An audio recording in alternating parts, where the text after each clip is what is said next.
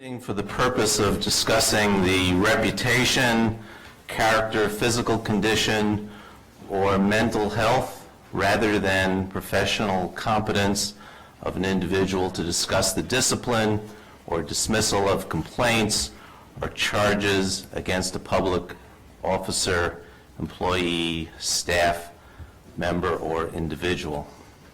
Such a meeting is presumptively within the executive session exemption of the open meeting law. The statute, General Law, Chapter 30A, Section 21A1, specifically provides that a public body shall hold an open session if the individual involved requests that the session be open. The individual will be asking for it. So I would ask you to please hold the meeting. This is Mariela Ames. Yeah. He was given notice that it was at 8:30. Yes, and traffic has been so poor, so I'm asking you to hold the meeting, the hearing, until he arrives. I will hold it for 5 minutes, and then we will go into executive session if he isn't here.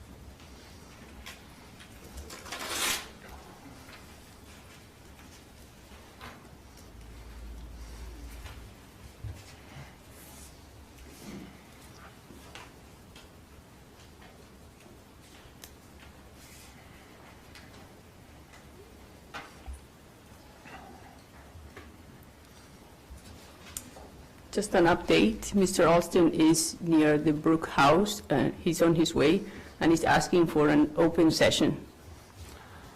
Mr. Alston has to be here to ask. So he's on his way.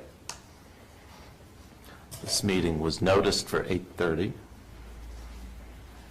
and some of us have jobs that we have to go to. We made this at 8:30 in the morning, it was very difficult. Okay. Yes. And I don't think that was done casually, I think that was Okay. done deliberately.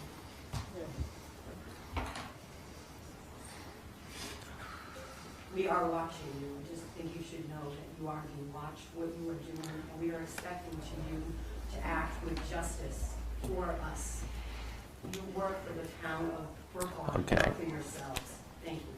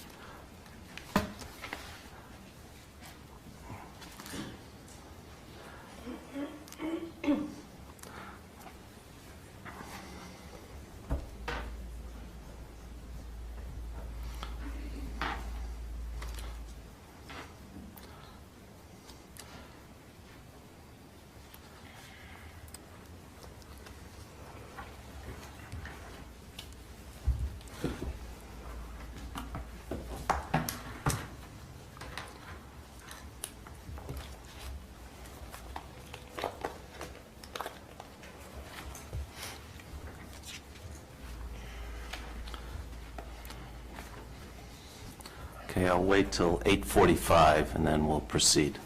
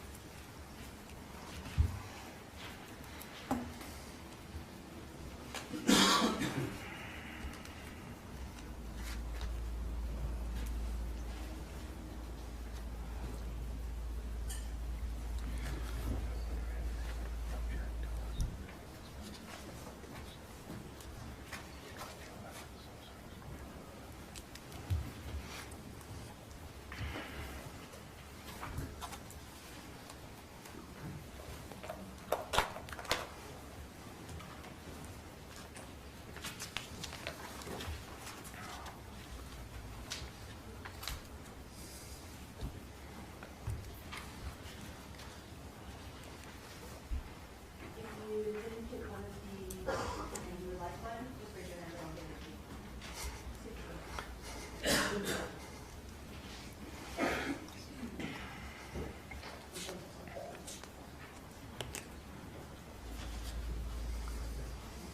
This is a chronology of the main groups.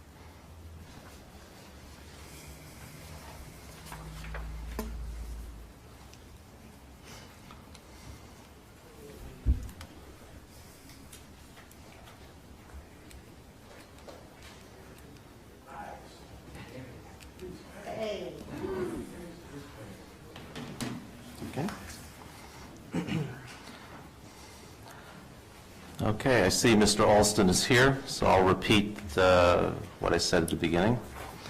This is a meeting for the purpose of discussing the reputation, character, physical condition, or mental health rather than professional competence of an individual, or to discuss the discipline or dismissal of, or complaints or charges brought against a public officer, employee, staff member, or individual. Such a meeting is presumptively within the executive session exemption to the open meeting law. That statute, General Law, Chapter 30A, Section 21A1, specifically provides that a public body shall hold an open session if the individual involved requests that the session be open. Notice of this meeting was given for 8:30. It's now 8:45. Mr. Alston, before the board votes to go into executive session, do you wish that the session be open? Yes, definitely. Okay. I do.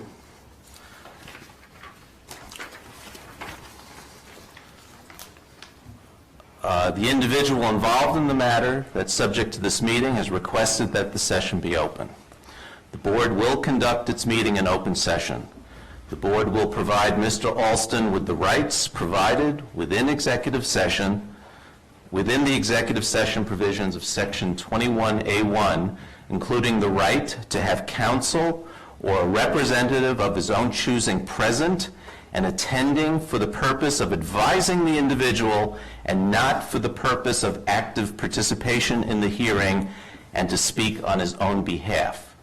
The sole purpose of this meeting is to consider action on a report filed by the hearing officer appointed pursuant to the Civil Service Statute, General Law, Chapter 31, Section 41. We have asked Labor Council. Who appointed the hearing officer? You're out of order. But who did? We have asked Labor Counsel Robert Hillman to present the report of the hearing officer to the board. At the conclusion of that presentation, Mr. Alston, and only Mr. Alston, will have the opportunity to speak on his own behalf to the board. Following that presentation and Mr. Alston's statement, if he chooses to make one, the chair will consider a motion to act on the report. Mr. Hillman. Mr. Chairman, I think you're going to need to go to the... I will. Just one point of procedural. Yes, order. please. Before proceeding with the hearing in open session, With the meeting in open session.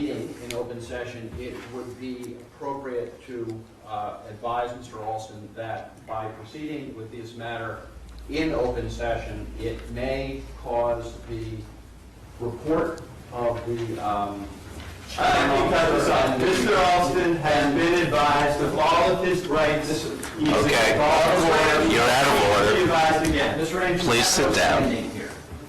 You have no right to address this board. You have no right to speak to me. If Mr. Alston is satisfied that he is, understands that the personnel, medical and psychological information, which is generally presumed to be private, may become a public record as a result of an open session, I will proceed. This is a threat that With is your- happening all along, and this is part of the punishment. Please proceed. that you Thank you, are Mr. Hillman. putting through.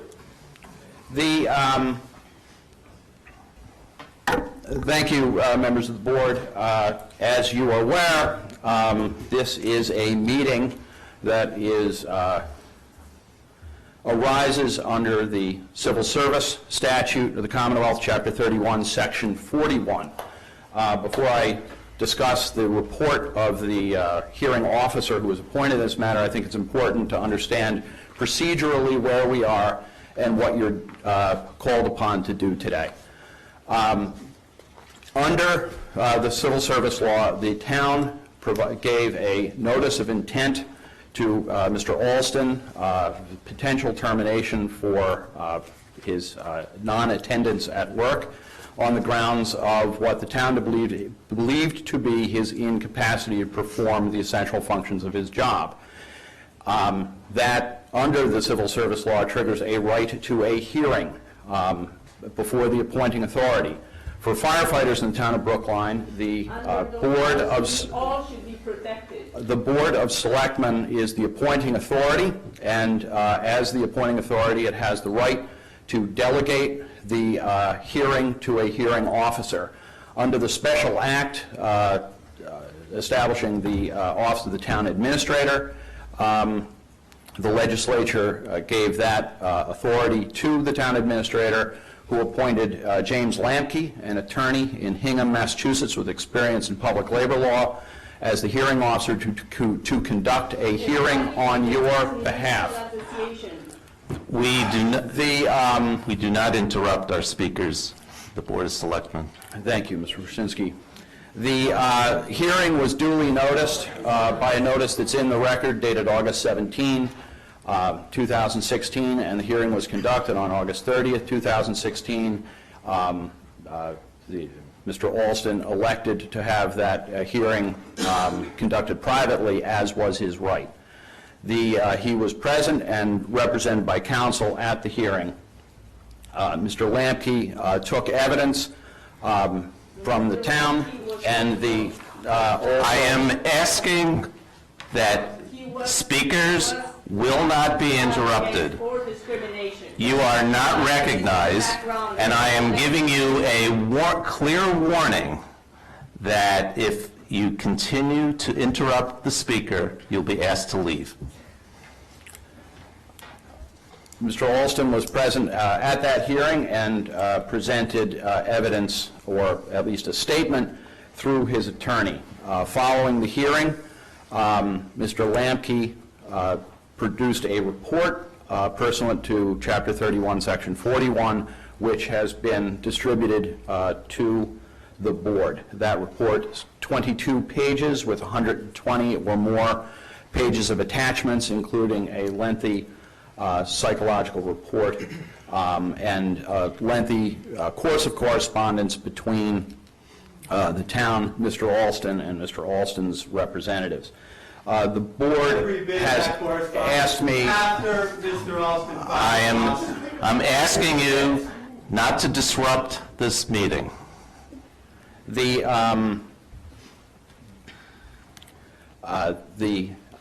written decision was transmitted to the board pursuant to the statute, and before I summarize Mr. Lamke's findings and conclusions, it's important to note again what it is this board is called upon to do today. This is not a hearing. The evidence and the opportunity to present evidence was given to Mr. Alston at the hearing before Mr. Lamke. What this board is called upon to do under the statute is to act as the appointing authority. The statute contemplates that an appointing authority will receive and act upon a report, because typically appointing authorities are an individual. For example, the superintendent of schools is the appointing authority under civil service for the school department. In those circumstances with an individual, there is no public proceeding because the appointing authority acts on his or her own behalf. Because the appointing authority in this case is a board, and a board may only act through a duly noticed meeting, you are assembled at this meeting to make a determination whether to accept and adopt Mr. Lamke's report and recommendations and take action thereon. Just like when you assembled and voted to promote... You're not recognized, Mr. Ames. I'm going to ask you to leave if you can't restrain yourself. If you ask him to leave, I'm leaving. And that is your right, too. For the convenience of the board, I'll summarize Mr. Lamke's report. No, you're out of order, Mrs. Ames. I'm content to push on through. Okay. So, Mr. Lamke's findings in summary. In 2010, Mr. Alston became a firefighter in the town of Brookline.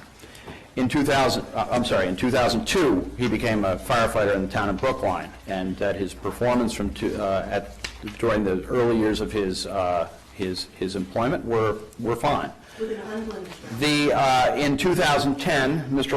Alston complained that a racial epithet had been left on his voicemail by a superior.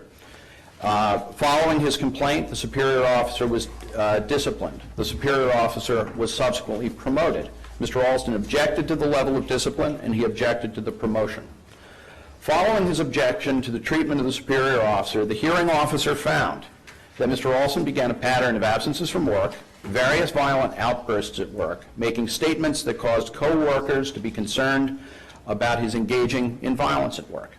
The hearing officer found that Mr. Alston came under the care of various doctors. For details of Mr. Alston's medical and psychological history, the hearing officer relied upon a 50-page report by Dr. Marilyn Price of Mass General that is in the record, and the hearing officer expressly directs in his report that the board refer to Dr. Price's report for details relating to his psychological condition and his treatment. Mr. Lamke reports that he found that Mr. Alston was both compliant and at times not compliant with seeing his medical providers and following their advice. In December 2013, there was an incident in which Mr. Alston reported that he found the word leave written in the dust on the door which he used on his assigned fire truck. Following this incident, which Mr. Alston reported, he made certain statements expressing hostility, including statements that Mr. Lamke found could reasonably be perceived as threatening to the safety of his co-workers and the town. Mr. Alston has not reported to work since December 2013. Mr. Alston underwent a fitness for duty examination by a psychiatrist, Dr. Brown, in March of 2014. Dr. Brown reported him unfit for duty due to an inability to control his outbursts and rage. The hearing officer found that Mr. Alston continued to see Dr. Brown through February of 2015. In February of 2015, the town scheduled a further fitness for duty examination with Dr. Brown. At that time, Mr. Alston objected to Dr. Brown as his examiner. In response to his objection, the town accommodated his request for a different examiner, and he agreed to see Dr. Price. He met with Dr. Price in February of 2015. By a report in March 2015, which is in the record before you, Dr. Price found that Mr. Alston would be fit to return for duty with 3 conditions: that he had ongoing treatment with a psychiatrist and therapists; second, that workplace modifications would be made to deal with his feelings, including the provision of a workplace monitor to which he could bring his concerns; and third, random toxin screenings for 2 years to address drug use. Chief Ford received this report on March 25th, 2015. Following the receipt of that report, the hearing officer made a series of findings concerning the interaction between Mr. Alston and his counsel and the fire department and town council regarding the potential for Mr. Alston to return to work as a firefighter in Brookline. In April 2015, in March 2015, Chief Ford scheduled a meeting with Mr. Alston for April 2nd to discuss the report and his return to work. Mr. Alston did not attend.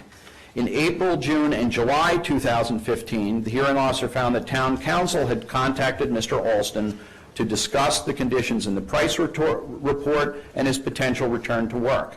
He did not respond to those inquiries. On February 5th, 2016, town council wrote to Mr. Alston's counsel and requested, counsel regarding the Price recommendations and Mr. Alston's potential return to work. That's Exhibit T3 in your packet. The hearing officer noted that the February 5th communication specifically proposed dates for a meeting with Chief Ford and to schedule a further fitness for duty examination and tox screen. The hearing officer found that neither Mr. Alston nor his attorney ever responded to that communication. By letter dated February 29, 2016, the town granted Mr. Alston's request to be placed on sick leave. That's Exhibit T4. In May of 2016, Mr. Alston contacted the town and asked if he could engage in outside employment. While he could not do so while being on sick leave with the town responded through town council, stating that the town was encouraged to hear that Mr. Alston had the capacity to work and invited him to meet with the acting chief for the purpose of arranging for a return to work. That meeting did not take place. The chief wrote to Mr. Alston suggesting a meeting on May 18th. Mr. Alston did not attend that meeting. The meeting was rescheduled. Mr. Alston did not attend the rescheduled meeting. Acting Chief Ward scheduled a meeting with Mr. Alston on June 1st, 2016 to discuss the potential for his return to work. That meeting was rescheduled to June 8th. The hearing officer found that Mr. Alston told Chief Ward that his attorney possessed a psychiatric report confirming his fitness for duty. Town council contacted Mr. Alston's attorney and requested a copy of the report. The report was not provided, nor was the letter responded to. The hearing officer found, based on all of the foregoing, that the town had adopted a reasonable belief that Mr. Alston had some work capacity, and by letter of July 21st, 2016, affirmatively scheduled a fitness for duty examination for Mr. Alston for August 12th. Mr. Alston did not appear for the scheduled fitness for duty examination, and according to the hearing officer's findings, did not advise the town that he would not do so. The hearing officer found that Mr. Alston failed to provide any medical documentation as to his capacity or his lack of capacity to return to work and to perform the essential function of his positions with or without accommodation. The hearing officer found that the town gave Mr. Alston notice of the hearing to determine if just cause existed, to decide if he was incapable of returning to work. The hearing officer concluded that Mr. Alston engaged in a course of conduct by his behavior and his compliance and non-compliance with the recommendation of healthcare providers that legitimately called into question his capacity to perform his duties as a firefighter. The hearing officer found that the soundness of Dr. Price's findings and recommendations had not been called into any meaningful question by Mr. Alston. The hearing officer found that the town made numerous efforts to engage Mr. Alston in interactive dialogue to explore his return to work with or without reasonable accommodations and work modifications. The hearing officer found that Mr. Alston has, without justification, refused to participate in the interactive process requested by the town. The hearing officer further found that by failing to participate in an interactive dialogue with the town concerning his return to work, Mr. Alston has put the town in a position of holding a place for him in the fire department with no reasonable expectation of a date for his return to work. By failing to participate in an interactive dialogue or to return to work or to produce evidence why he cannot return to work, the hearing officer found that Mr. Alston failed to show that he has the capacity to return to work. Based on that evidence, the hearing officer concluded that Mr. Alston does not have the capacity to return to work, and therefore the hearing officer concluded that the appointing authority would have just cause, or just cause exists for Mr. Alston to be terminated from his position on the basis of incapacity. The hearing officer made further findings in pages 18 through 21 of his report. He notes that the correspondence from town council to Mr. Alston and his attorney show a genuine concern for Alston and a sincere effort to resolve his employment situation by having an interactive dialogue with him regarding his capacity to return to work and steps the town could take to facilitate that return. The hearing officer found that it was incumbent on Mr. Alston to cooperate in that effort, and that he did not cooperate in that interactive process without justification. The hearing officer concluded that either Mr. Alston does not have information which would demonstrate that he has the capacity to return to work, or he has information which he wishes not to share with the town. Accordingly, the conclusion of the hearing officer and the in the findings and the recommendation before your board to adopt in this meeting is that based on the findings of fact that just cause exists under Chapter 31, Section 41, to terminate Mr. Alston's employment as a firefighter with the town of Brookline on the basis of incapacity. That is the order of business for this meeting. I understand that under the open meeting law, Mr. Alston should at this point, before you entertain a motion and deliberate on that motion, would have the opportunity to speak to the board on his own behalf. Is there any question? Before I step down, Mr. Wyszynski, anything further? No, I don't think so. Thank you, Mr. Hillman. Thank you. Mr. Alston, would you like an opportunity to speak? Well, yes, I do. want Please step up to the microphone. Speak. Before I say what I have to say, I got a question for all of you, everybody up there. Why am I even here? That garbage, come on, let's be realistic. I didn't just leave. I was asked by my chief to leave. Not to mention, you guys know what's going on. What's sad about this whole thing, you smiling, it's not a joke. Not at all. Okay? See, I've been dealing with this all my life. All my life. And y'all not gonna shake me. None of you up there. Think about this, okay? If you had the opportunity to trade places with me for a year, you know what your answer would be? No. Because you know what's going on. You know. All of you. Especially you. And I'm going to come back to you later. It's not a joke, man. Not at all. See, I came to y'all in confidence. If any of y'all was around when the first letter went out, you would have known that I said keep it in-house, not to bring this kind of attention here. You would have known that I didn't want any problems.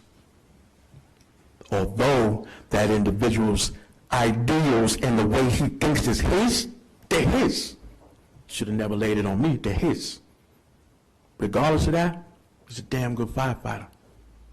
But I wanted you guys to discipline in a way that no one else would follow behind him. And if anybody thought about it, it wouldn't cross their mind.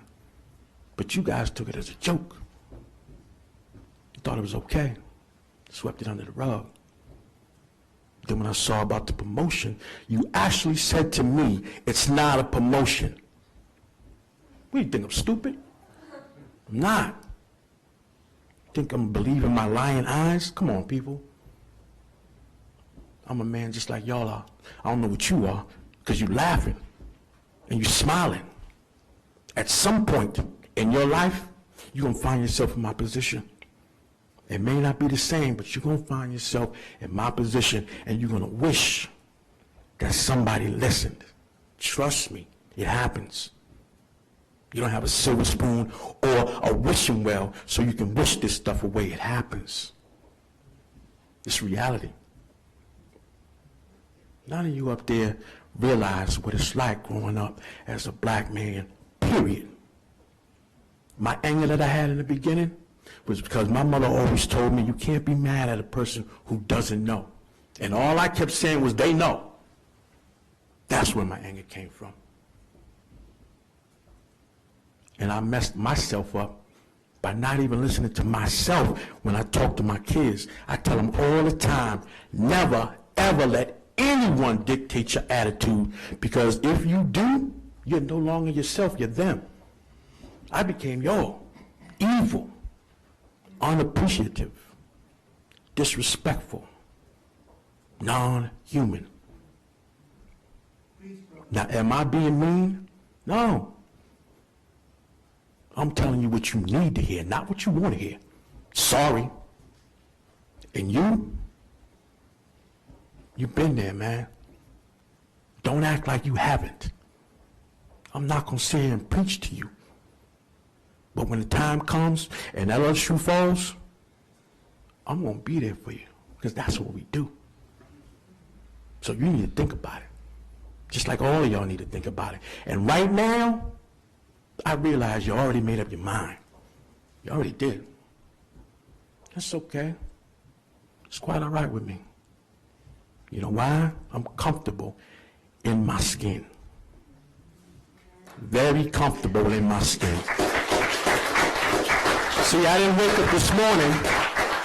I didn't wake up this morning at all because I didn't sleep. Didn't sleep. And I realized my mother was telling the truth when she said you can't be mad at people who don't know. You know why? Because never in your lifetime will you understand what it is to be a black man out here. Never. Never. You'll never understand the rules and regulations we teach ourselves as black men out here. You do. Because I know there's been times you've gotten on an elevator and the white woman has clutched her purse so tight that you can see her knuckles turning white. You have. And if you tell me you haven't, you're lying to yourself. Don't lie to yourself, man. Don't. See, I believe that at least one of y'all up here, not you, because you've been there, but one of you guys up here believe that what's going on right now is not right. I believe that. Step up. I'm not begging. I refuse to beg. It's not going to happen. I'll dig ditches if I have to. I'll wash toilets if I have to. That's what my dad taught me, to take care of my family. This craziness up here? Come on, people. Really? Should I think that y'all are human? Computers? Aliens? I'm going to always look at you guys as human beings, regardless of what you're doing right now. It's not going to change me. It's just not. So my mother's right, and I calmed down. You can't be mad at a person who doesn't know, because none of y'all know and will ever get it.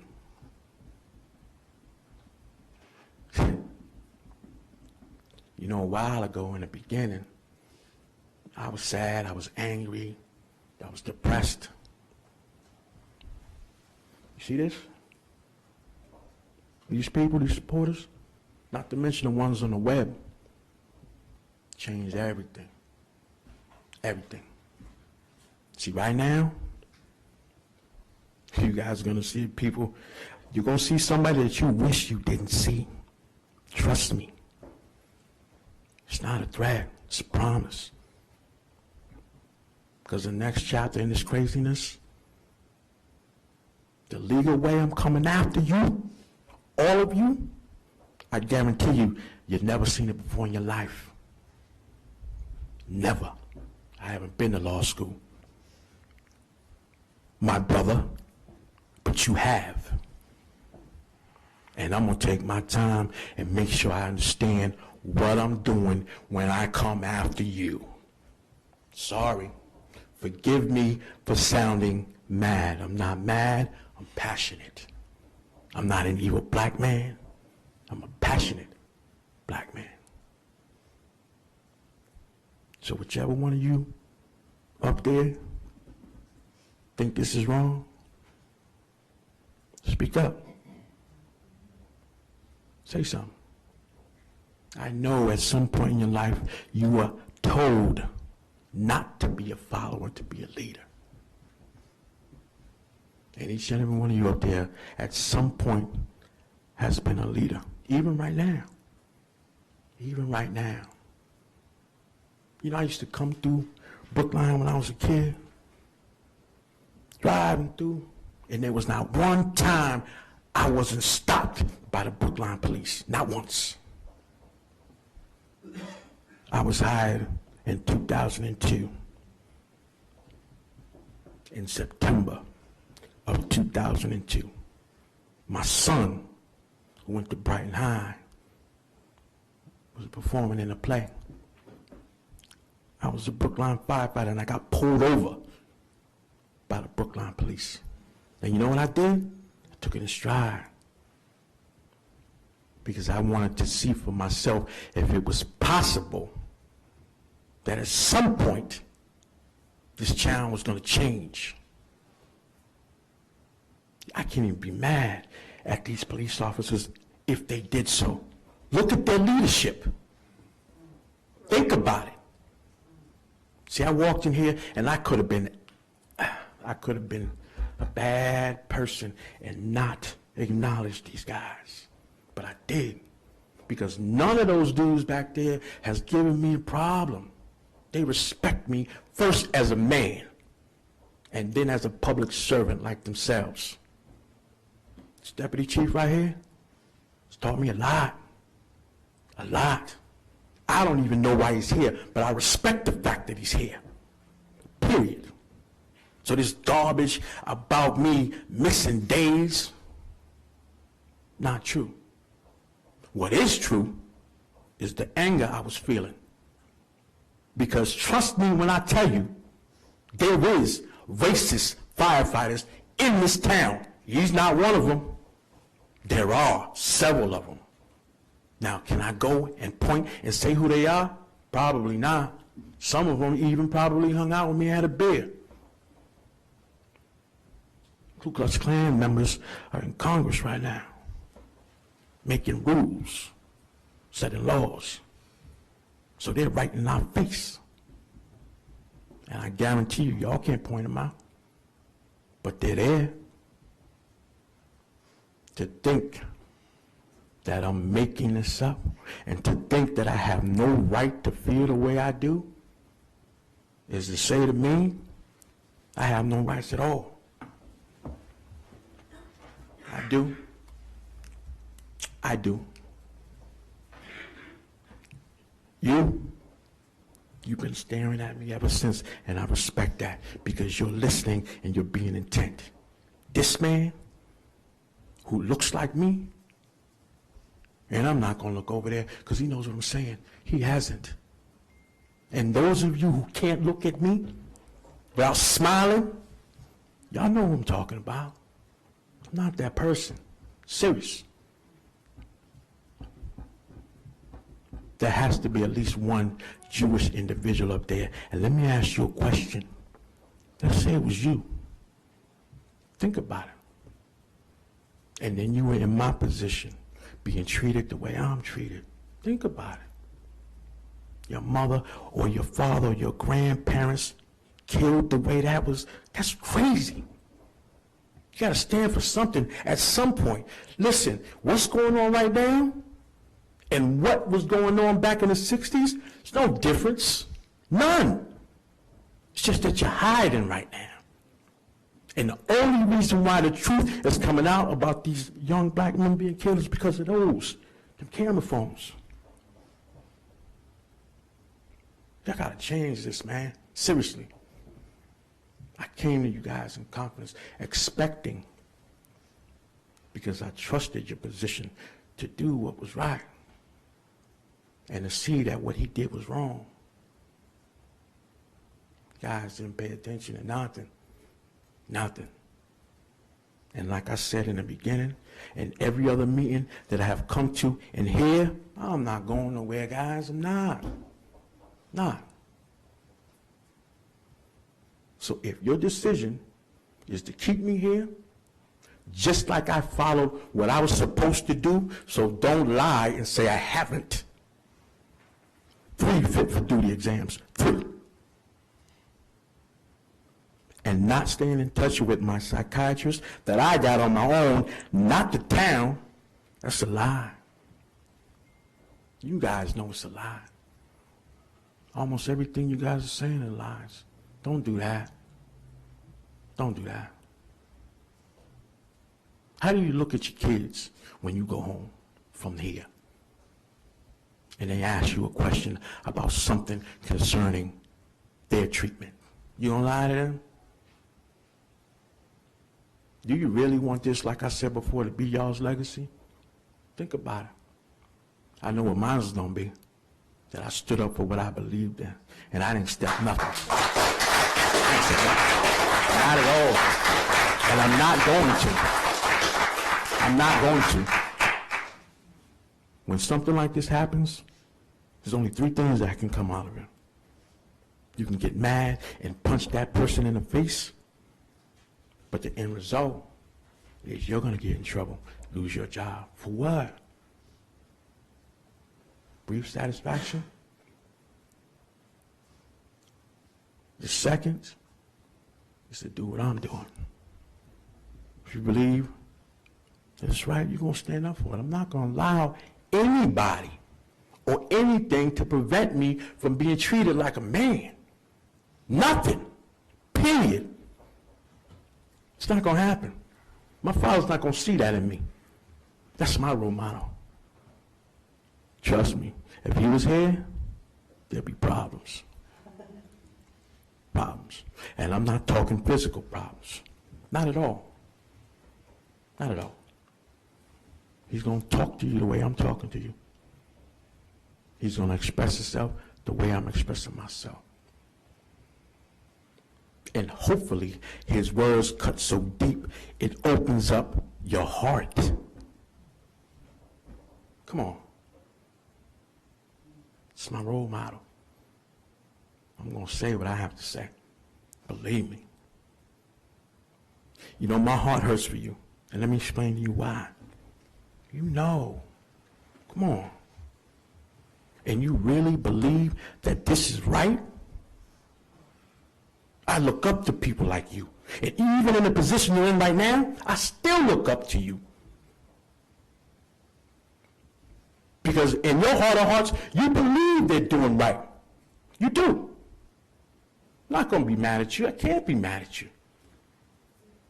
Because I see you doing something right. Don't make yourself look like a fool. Because I'm going to feel bad for you. My heart bleeds for you. Because you know where I'm coming from. Seriously. I think all of you do. I'm not begging for nothing.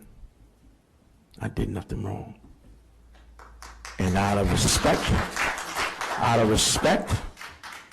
for my friends, out of respect for my deputy chief, I'm going to leave, take a deep breath, and come back. And if for some reason I'm not back before you make your decision, unfortunately, I think I already know what it is. It's not going to sway me. Not at all. So the only thing I can say to you guys up here right now, I suggest you prepare yourself. Okay? Because right now, game on.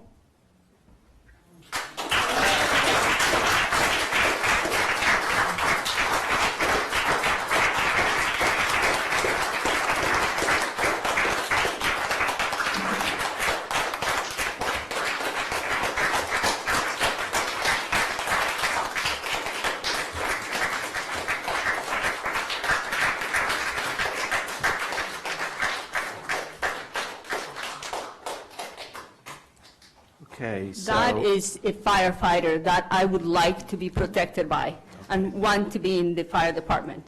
Thank you. So I will move that the Board of Selectmen, in its capacity as the appointing authority for Mr. Alston's position, adopt the findings and recommendations of the hearing officer contained in the report dated September 28th, and finds that there's just cause under general law, Chapter 31, Section 41, to terminate Mr. Alston's employment with the town on the grounds of incapacity. Further, the board authorizes the chair to work with Labor Council to give Mr. Alston written notice of the board's decision. Discussion for this motion? A second? A second. Discussion? Then I'll call for a vote. All those in favor, please say aye. Selectman Daley? Aye. That's racist. Selectman Franco? Aye. That's racist. Selectman Heller? Yes, aye. That's Selectman racist. Green? Aye. That's racist. Chair votes aye. That concludes our business. Thank you. Did we get a chance to talk tonight? Did we get a chance to speak? We're done. Yeah, you're the Our business. Call him a fascist.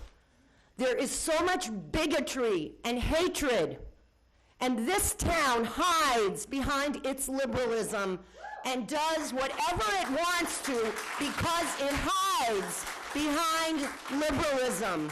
I don't think anyone here is a bad person, but I think maybe people are scared to stand up and speak the truth. I have never heard a man speak with so much love and respect, even for people who have done him so much harm. I think you are supposed to be here serving us. You are not running a private club. I want to say that I don't think anyone here represents me or anyone in this place. And I believe this leadership needs to be replaced with people who care about justice, with people who care about equality, with people who care about love, with people who care about humanity regardless of our skin color, our religion, our race, our gender, our sex, and so on. I don't see that leadership here. And I think it is outrageous that you fired a man who spoke out against discrimination that he faced, and the man who did this to him is promoted. This is not justice. And in your heart, I believe somewhere that you know that. And I think that we should think about this during these days of awe. It doesn't matter whether we're religious or not. But we need to speak for humanity. What is going on, the pain that people are experiencing, the suffering, the discrimination that we are experiencing. I expect more from my town. I expect more from African Americans. I expect more from Jews. I expect more from human beings. And I expect more from myself. And you may have won today, but you did not win in the long run. Justice will win, love will win, healing will win, and someday I believe your hearts will be changed. And you will be able to accept the fact that we all have racism within us, and we will do something to change it within ourselves. Thank you.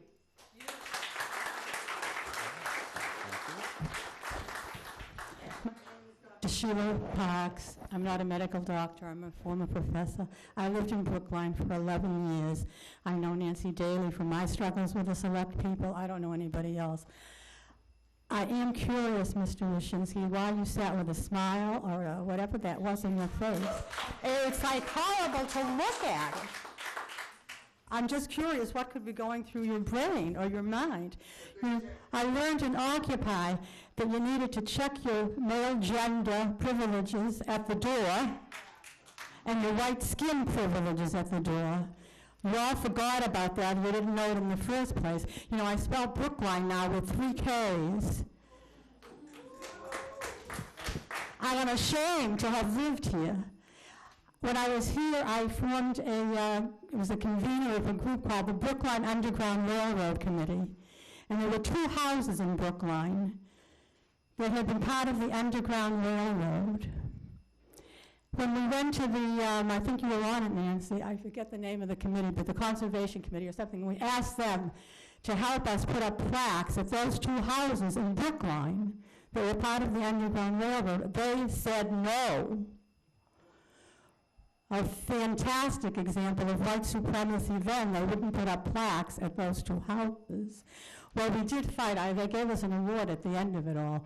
PACS gave us an award too. I'm going to give it back to them. I don't want an award from a white supremacist group, Brookline PACS, if any of you are even in this hall. So there are 2 plaques now at houses in Brookline that were part of the Underground Railroad, and you are a disgrace to those houses and to all the people who work to help people of African descent get out of Brookline and all the other places where they were enslaved. You are part of the white supremacists of the KKK. Amen. And I'm Jewish also, and I agree with everything Schiffer said about these are the days of awe that we ask for forgiveness. How do you look at yourself in the mirrors? How do you go home and do that? That's what Mr. Olson asked you. How do you go home and tell your children what you did here today? You did a high-tech lynching. Not so high-tech here in Brookline. It's not too late to change your mind. You just sat here like you were talking about the weather. Your faces are immobile except for the smile. I don't know what it is. I keep on coming back to it. Say again? What is it? So anyhow, you know, we brought books into the schools. We gave curriculum to the schools in Brookline. We donated books. We had a woman, Valerie Stevens, come in and tell stories about the Brookline Underground Railroad. There was a time when people in Brookline really did incredible things. Two families that hid people of African descent who were slaves in their homes. And look what you did here today. Don't you want to be part of the history on the side of righteousness and injustice? What kind of legacy do you want to leave to Brookline, to your children, to your grandchildren, and everybody that's sitting in this hall? Do you know what? We're going to go out and talk about you forever? It's not a thing that you should be proud of what you did. You should be ashamed and disgraced and embarrassed. So I wish I could turn your cold hearts, your hearts made of stone,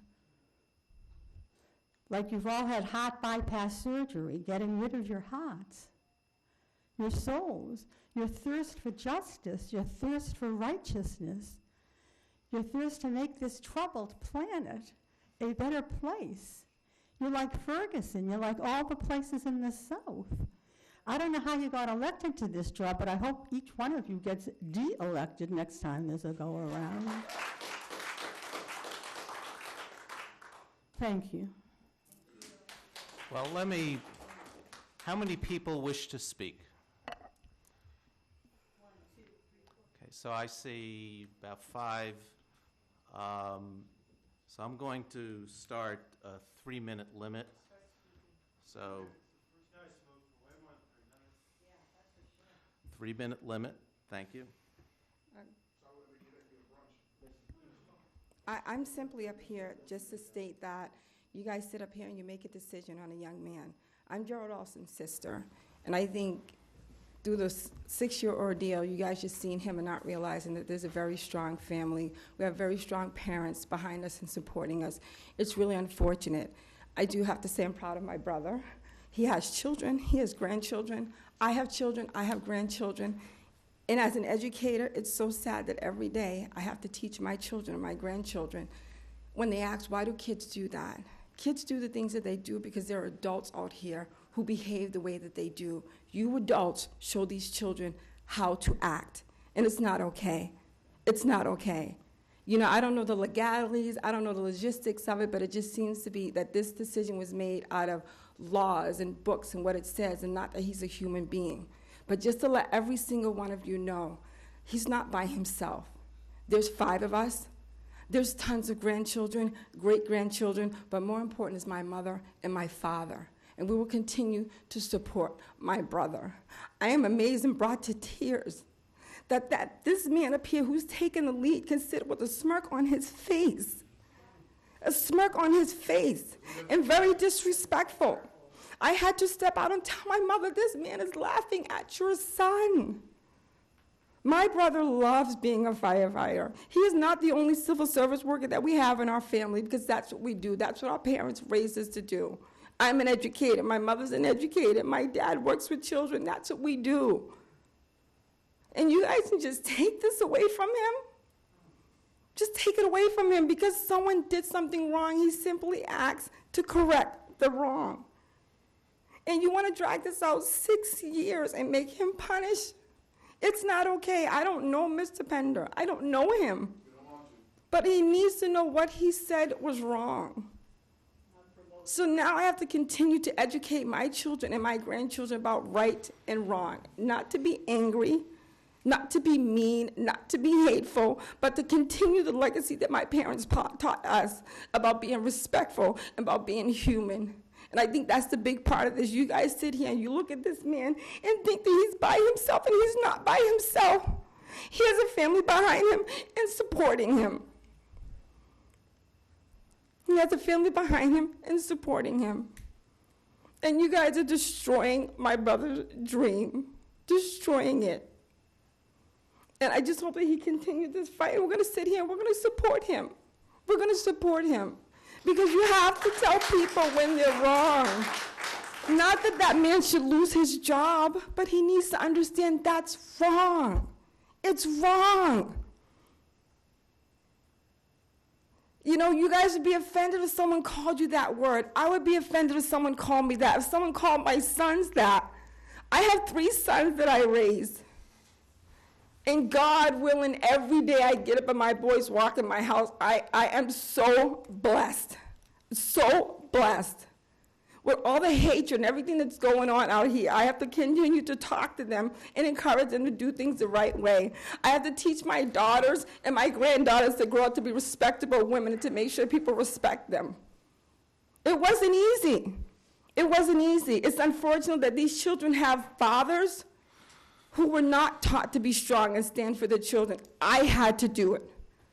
I had to do it. And you know why I was able to raise these men? Because of that man right there, because of that man right there, and because of that man right there, my 3 brothers. That's why I have the men, my son, that's why I have the men that I do in my household, and more importantly, my father. But I had to come up here and let you guys know he's not by himself.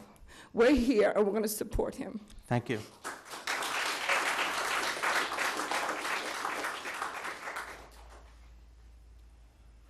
Hello. My name is James Thompson. I grew up in Brookline for the past 12 years. I moved here when I was in the 4th grade. And I came here today because, to be honest with you guys, since the 4th grade, I have not really felt a full member of the Brookline community. When I was in the 11th grade, did a documentary film about the diversity in Brookline High School, and the film was called Brookline High, Diverse from 8 to 4, Part-Time Diversity. And what the film showed, not through my crafting of it, but what I found in making the film, was that the diversity in Brookline High, as someone mentioned earlier, was often lauded. Brookline was often praised itself as an enclave of liberalism, and it was a facade. It was a facade to hide the fact that people were afraid to talk about racial issues. People were afraid to come forth about the treatment of people of color in this town, and that people who treated people in a way that they would have to be afraid to come forth was applauded, not even fully. There is no real attention paid to how people of color in this town really are treated. And I came here today because I have not felt a member of this community, and I wanted to be proven wrong. I wanted to come here today, and I wanted to see people step up and do the right thing. Mr. Roshinsky, I don't know if you're a Brookline resident. I know a Mr. Aaron Roshinsky, grew up with him at Brookline High. I don't know if that's a family member of yours, but That's my son. dear friend of mine, really great guy. And it kind of pains me, to be honest. I know Aaron well, played Frisbee with him for a long time, and it pains me to see you up here smiling in the face of this. And I'm not saying this to pull at heartstrings. I'm saying this because I believe it, because I think that Brookline needs to step up, needs to fall in line with the rhetoric that it puts forth. It needs to really take a hard look at itself, take a hard look at the young people sitting in this room, and think about what it means to applaud or promote someone who uses racial epithets, who uses this language to try and discriminate against public servants, people who put their lives down literally for Brookline residents. And as a resident of this town, I don't feel pride when I go off to college and I say, yeah, I come from Brookline. I say to almost everybody, oh, I'm from outside of Boston. Because if I say, yeah, I grew up in Brookline, people, oh, where's Brookline? Tiny town. I'm like, you know, I don't need to talk about it. I don't want to talk about it. It doesn't bring me pride, and that makes me sad. And I don't know, I'm shaking up here because I really thought that I was going to be proven wrong today. I really thought I was going to come here and see something that would give me pride to say that I'm from Brookline, and I didn't. And I would just like you guys to think about that. Thank you.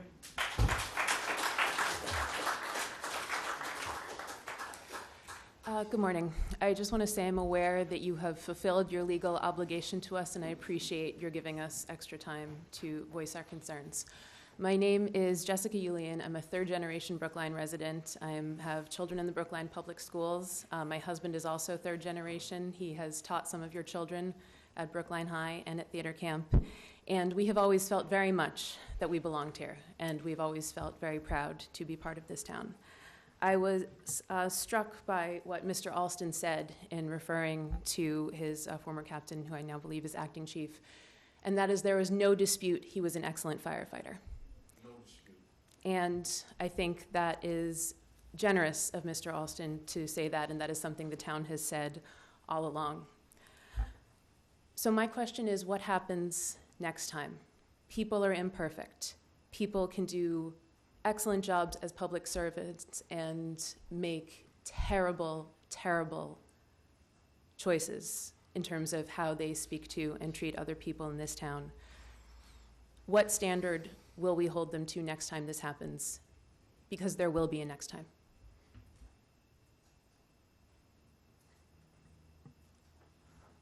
Thank you.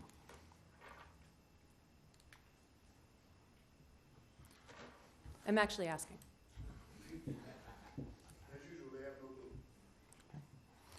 Because it did happen again, and again, and again, and again. It happened before that, you guys were aware several times. And I had an act like you weren't. It wasn't the first time. It wasn't the first time in the fire department. I'm an active, involved citizen. I am a voter. Selectman Franco, I know you have said that you feel revisiting the incidents of 2010 is not a productive use of our time because they're in the past. There's new leadership in place. There are new members elected to the board. I hope that when this occurs again, because we know it will, I can count on you to act differently, as you said you thought you might, given the opportunity. Thank you. Thank you.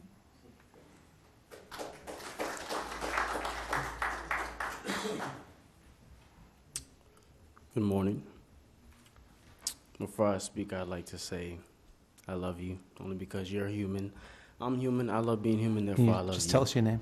Hakeem Harris. Okay, thank you. I am... Sorry.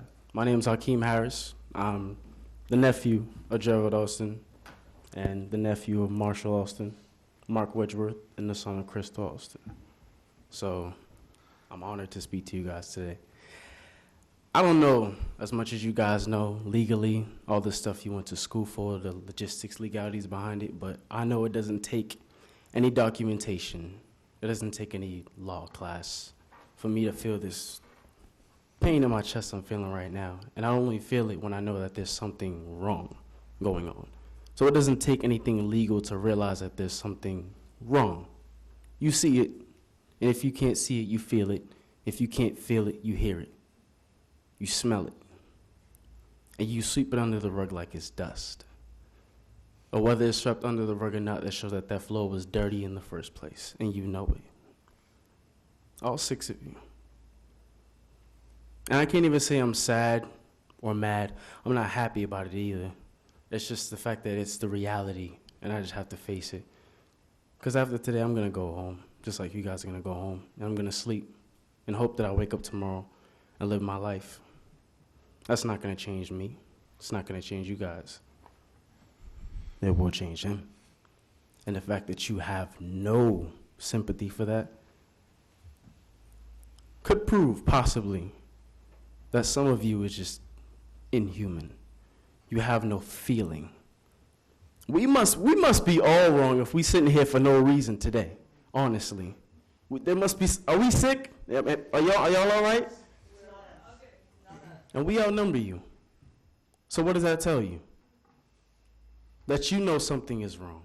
And you drag us through all this legal crap so you could break it down to the littlest bit, to find the slightest reason to not find sympathy for somebody. He's not asking for a pat on the back. He's not begging like he said. He just wants his justice. He doesn't want to fight. He could come up here acting crazy. He has free will. He could be violent, but no. This is not just another day. You remember today, what's today's date? October 5th. You did something unjust today, 2016. And I hope you remember this day for the rest of your life. Thank you.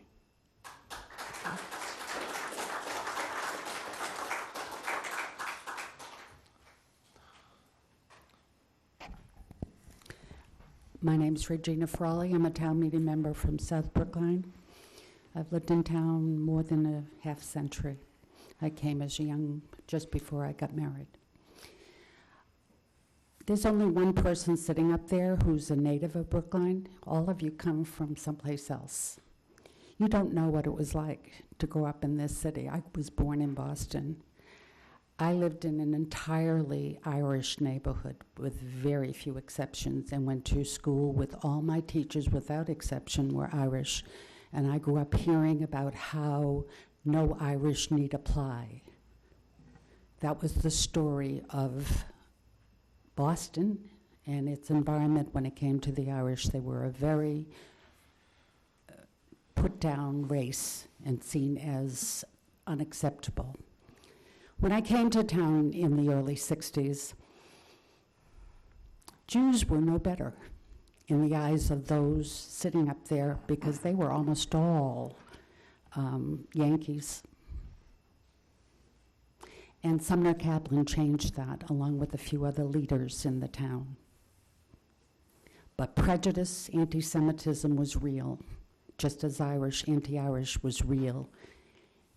Now we're at a time in our history where we need to pay real attention to what it means to be American. I was very moved. I don't know Mr. Alston. I don't know Mr. Pender. I've just been, I think, a very objective listener. But he touched my heart today because I'm a woman of a certain age. I also know what it is to be biased against. I joined the League of Women Voters at a brand new young mother, and our president was a doctor, a female doctor. She was not allowed to be a full-time doctor as long as she was married with children. I taught school. I did my practice teaching at South Boston High School the year they hung a black kid out the window and told him, don't come back, and tell all your friends not to come back. That's the town that also had the busing and the rocks thrown at the buses. I've lived through all of that. Most of you have not even been in this town long enough for that. It's a history lesson in a footnote for you. But it was real and it was divisive for so many people in this community that our hearts ached. You're making decisions today for today. This is a town that honors Martin Luther King. This is a town when the budget called for cutting MECO, you said, no, we're going to have MECO. What do you think you're telling those children? What's the lesson we're giving these children? We come across, even to me now, as hypocrites. We need to review. We need to be able to admit when we make a mistake. I'm sure firefighter Alston was good. I'm sure firefighter Pender was good.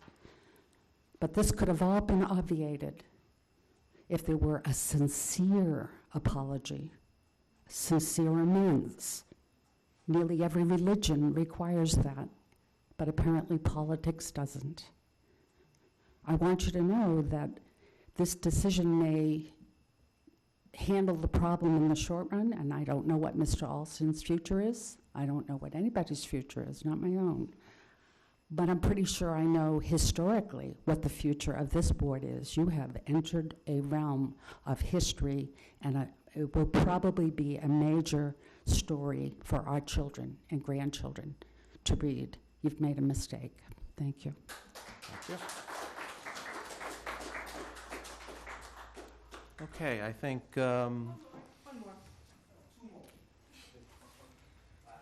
Hi, I'm Diana. I go to Brookline High School, and these are my friends. We came here today because we thought that deep down something would be done, but obviously that's not what's happened. But I just want to say that, like, you pissed us off, and like, we're the kids, we're the youth, but you pissed us off. But that doesn't mean that this is over. Like, we have so much time to just fix things and like take you guys down, and it's not over. Thank you. Yeah.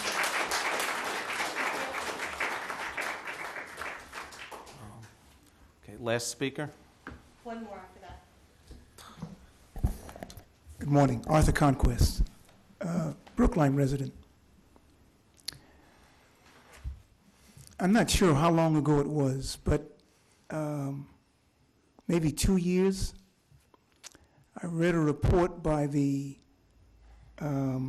Director of Human Resources about the Gerald Alston case. Might have been 10, 15 pages. And she went over what had happened incident by incident, issue by issue. But what struck me was that at the end of her report, and I was stunned by it, okay? She said, Gerald Alston, and I'm paraphrasing, but I'm close. Gerald Alston is a perfect gentleman.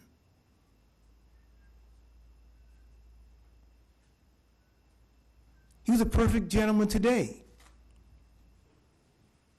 I don't know how many people, how many black people could have what's happened to Gerald Alston and handle themselves the way Gerald has done it.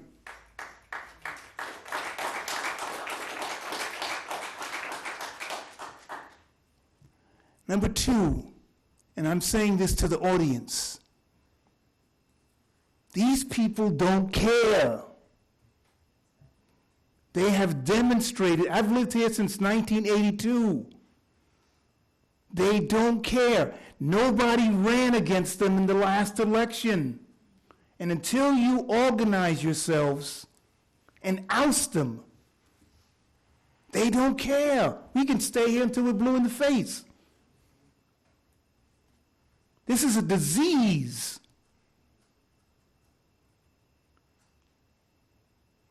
And it's in their minds that black people are inhuman. We don't matter. We don't have feelings. They can laugh. They can go home, hug their children. And until we get rid of them and get rid of their whole system, it's not just them. There's a whole system in this community that controls us, that can do what they've done to Gerald Alston and not care one whit. The only thing they understand is that they have the power to do what they've done today. And you have to take it, because no one has run against them to challenge them. You high school students that are out there, excuse my back, I'm sorry. You high school students, remember, this is what you're going to have to face unless you vote against them, vote against their system. It's in the school system, it's in the school committee. Look what they did to Dr. Mims.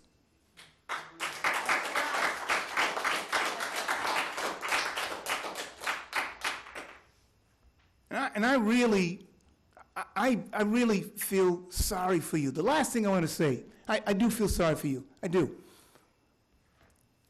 And the thing that always sticks in my mind, I have to get up and laugh about it probably twice a week. Two of you up there, okay, have penalized me because I used the term house servant.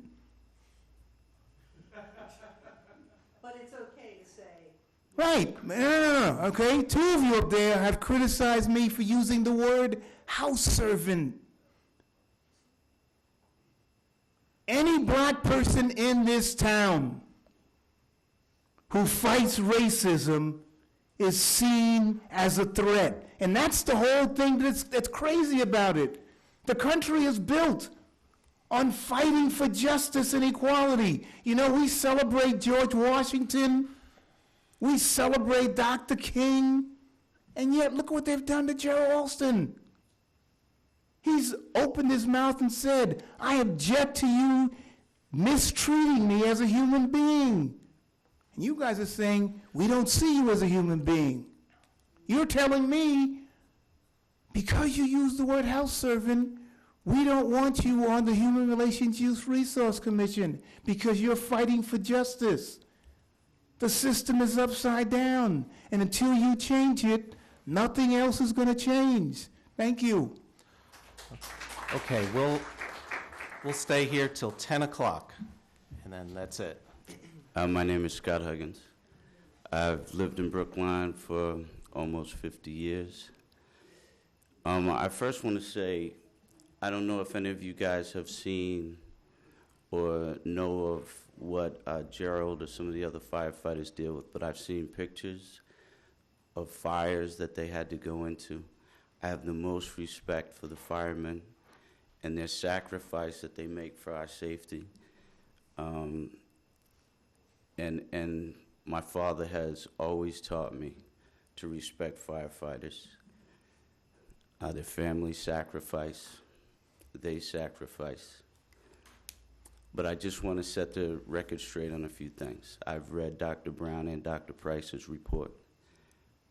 That summary was not accurate. A lot of things are missing. A lot of things that you guys know are missing. That summary was made to support the decision that you wanted to make from the start. Because here in Brookline, if you stand up and complain, you are the problem. It is quite obvious. Dr. Price also gave the town of Brookline some things that they need to comply with. Gerald did not miss meetings.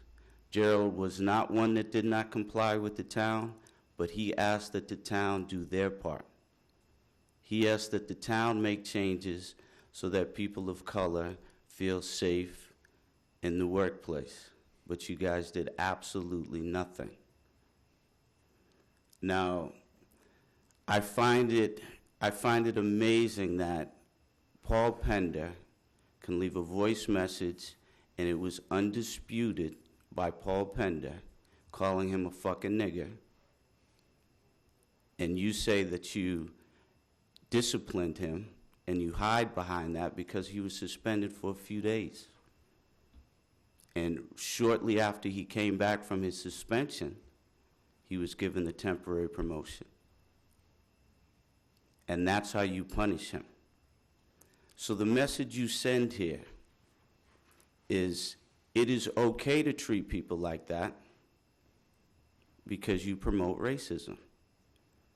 There is no doubt about that. That's what you say by your actions.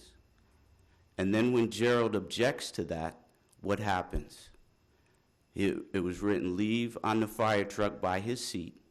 Paul Pender's nephew was putting his seat on the fire truck. Now, is this a coincidence? I think not. But again, let me just say something.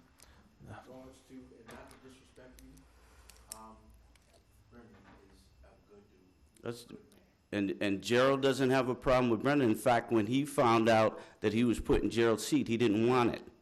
He's a good man. And to explain, Gerald was a senior firefighter, and he had a seat on the senior truck. But Paul Pender's nephew was a rookie and took his seat. Now, see, these are deliberate attempts to make Gerald feel uncomfortable, to push his buttons, to set him off. And when he had what you guys call the threats, he came back to work. Nobody was threatened. Nobody made a big deal about that. Everybody knew he was blowing off steam. But then when you found it convenient to use it against him, then you made a big deal weeks later. I find it amazing in any other town, this type of thing would be handled with being fired. And that's just what they don't. Because they said it. Thank you, Mr. What Huggins. wasn't even demoted, but instead, the way Brookline handles racism is they promote it. It's not the first time. It's not the first time you guys known about it. I've talked to people who work for this town, and they're scared to death to complain because the example you set right here keeps all the field niggers in line. They know not to complain. They know their place. If they complain, they lose their job. And this is what you get. This is your legacy. This is what you guys promote. And there's no denying it because your actions show it. Thank you. Okay. Thank you. Boston Magazine, the cover story, racism in Brookline. Because now, white folks know too. For decades, black folks knew about Brookline.